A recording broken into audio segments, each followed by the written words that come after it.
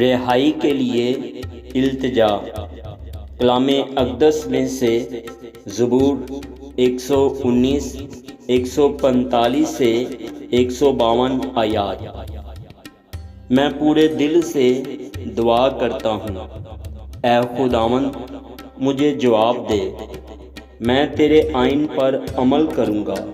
میں نے تجھ سے دعا کی ہے، مجھے بچا لے، اور میں تیری شہادتوں کو مانوں گا۔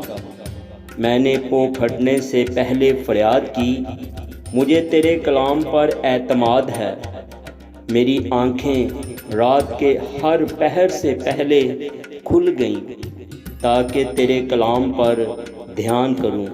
اپنی شفقت کے مطابق میری فریاد سن، اے خداوند اپنے احکام کے مطابق مجھے زندہ کر۔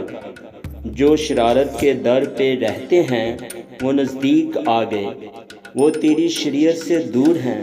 اے خداوند تو نزدیک ہے، اور تیرے سب فرمان برحق ہیں۔ تیری شہادتوں سے مجھے قدیم سے معلوم ہوا کہ تو نے ان کو ہمیشہ کے لیے قائم کیا ہے۔ آمین۔